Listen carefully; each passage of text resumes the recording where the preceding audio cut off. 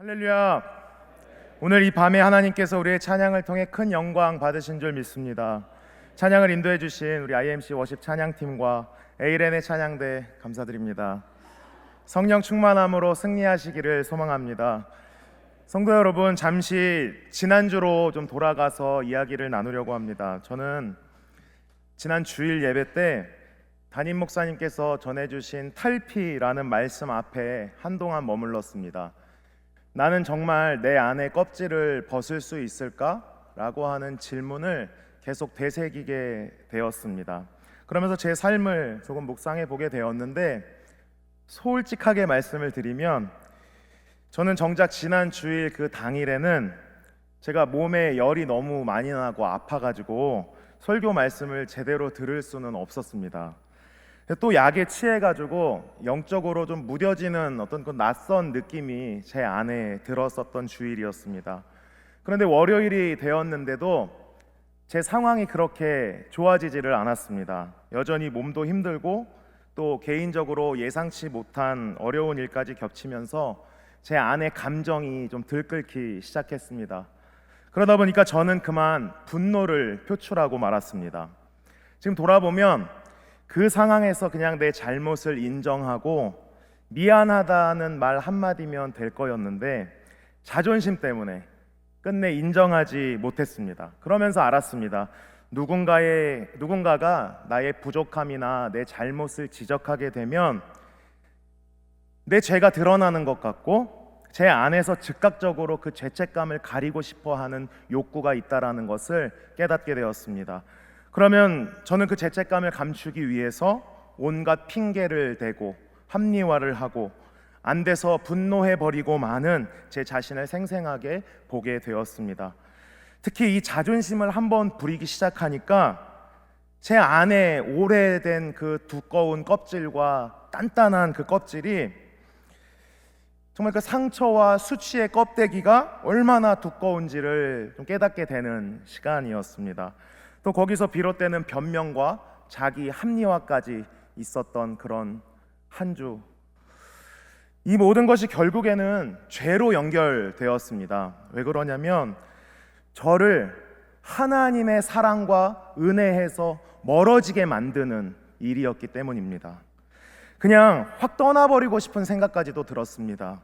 진짜 위로와 회복을 경험하지 못하게 만드는 거대한 장애물이 자존심이었구나라는 것을 깨닫게 되었습니다.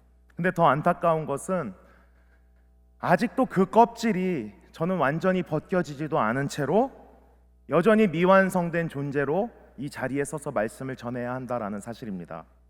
하지만 오늘 이 자리에서 적어도 내 연약함을 솔직히 마주하고 내 안에 두터운 자존심과 상처, 수치의 껍질을 조금이라도 벗어서 주님 앞에 한 발자국 더 나아가고 싶은 마음입니다.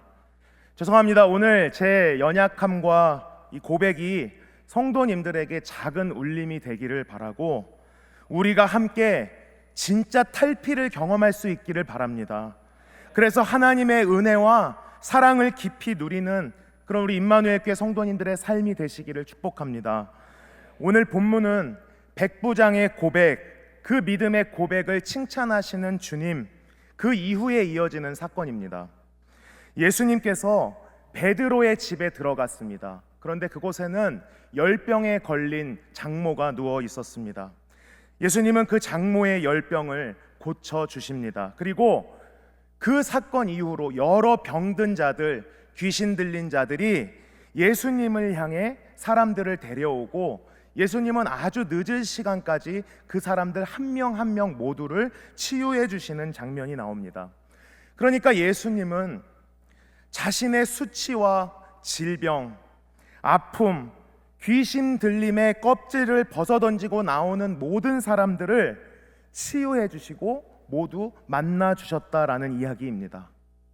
예수님은 하나의 몸으로 그들의 연약함을 모두 담당하시면서 그의 권능과 사랑의 능력을 나타내 보이십니다. 그리고 이것은 하나님께서 이전에 이사야 선지자를 통해 예언하신 그 말씀을 이루시기 위함이다라고 성경이 기록하고 있습니다. 그렇다면 이 말씀이 우리에게 주는 의미는 무엇이냐? 예수님은 자발적으로 고난을 당하신 분이라는 사실입니다. 여러분, 마태복음이 쓰인 이유는 사람들의 개인적인 치유를 돕기 위함이 아닙니다. 치유 기적을 통해서 예수님은 인간의 연약함과 질병을 담당하는 분이라는 것을 알려주고 있습니다. 구약 성경에서 예언하고 있는 이 분이 바로 메시아이고 예수 그리스도이십니다. 유대인들에게 이것을 강조하며 가르치고 있는 본문입니다. 그렇다면 현대를 살아가고 있는 지금 우리들에게 하나님이 주시는 메시지는 무엇이냐? 바로 예수님을 따르고자 하는 제자들에게 너희도 희생을 감수해야 한다. 어려움이 있고 아픔이 있지만 그것을 감수하며 그 영혼들을 위해 헌신을 다짐해야 된다라는 것을 알려주고 있는 것입니다. 그런데 우리의 모습은 어떻습니까? 자주 습관적인 예배 형식에 갇혀 있을 때가 많이 있습니다. 그래서 그냥 단순히 내가 겪는 아픔이나 문제만을 가지고 교회에 오고 예수님께 기도를 합니다. 그냥 내 연약함과 아픔만을 아뢰는 수준 정도입니다. 그래서 오늘 본문을 통해서 마태 기자는 유대인들에게 선포하고 있는 것입니다. 메시아의 주권적 은혜와 능력을 새롭게 깨닫기를 원한다. 바라기는 오늘 우리 임마누엘 교회 성도님들이 예수 그리스도의 주권을 깨달으시기를 소망합니다. 그분의 선하신 계획이 나의 문제, 나의 상황, 나의 아픔, 나의 어떠함에 있다라고 하는 사실을 깨달으시기를 축복합니다. 그래서 그 새로운 깨달음으로 승리하시고 오늘 이 본문을 통해서 우리의 신앙을 점검할 수 있기를 소망합니다.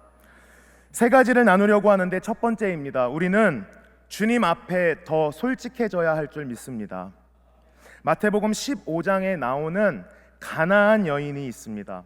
가나안 여인은 자신의 딸이 귀신 들려서 그 귀신을 쫓아내고자 예수님 앞에 나왔습니다. 그런데 예수님은 그 여인을 향해서 개보다 못한 존재의 취급을 하십니다. 아주 심한 모멸감을 그녀에게 주신 것입니다. 그런데 그녀는 끝까지 포기하지 않고 자신의 자존심과 체면을 다 내려놓습니다.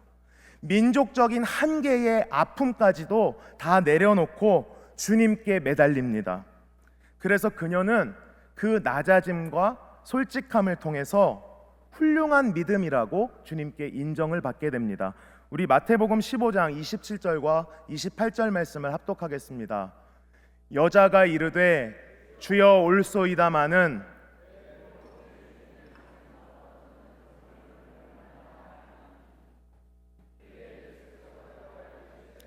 여자여 내 믿음이 크도다 내 소원대로 되리라 하시니 그때로부터 그의 딸이 나으니라.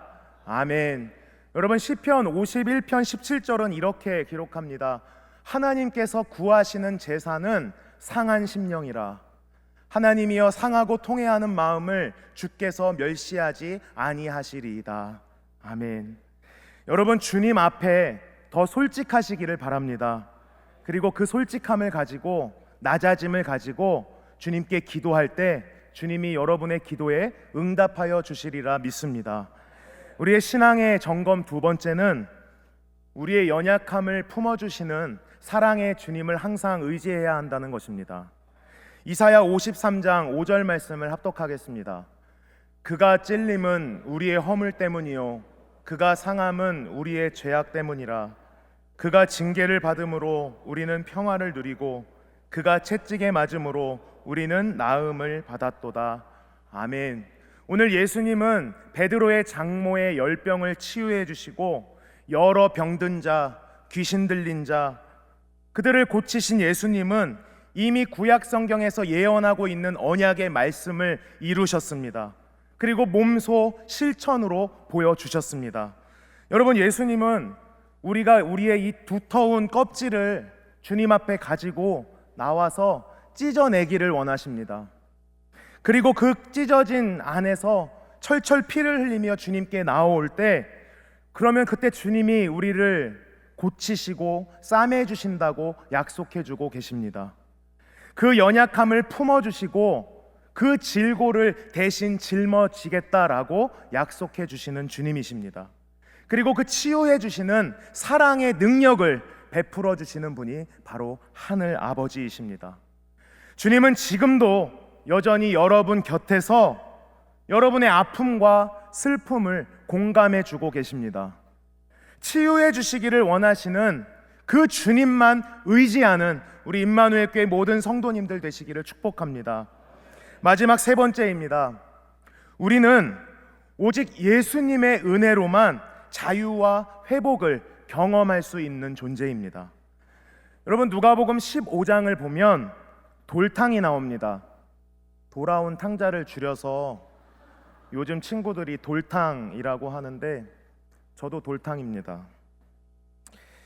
허랑방탕한 이 둘째 아들이 그지가 되어서 아무것도 먹을 것이 없어 죽을 것 같던 순간에 자신의 껍질을 찢어버리고 벗어버리는 일이 생깁니다. 그는 교만했고 그 교만은 죄였고 그의 체면을 다 찢어버린 후에 아버지의 집으로 다시 돌아가기를 결정합니다. 매일 아들을 기다리던 아버지는 돌아오는 아들을 바라봤고 아들을 향해서 채찍질하거나 정죄하지 않았습니다. 그를 품에 꼭 안아주시면서 제일 좋은 옷을 입혀주고 회복을 선포하여 주십니다.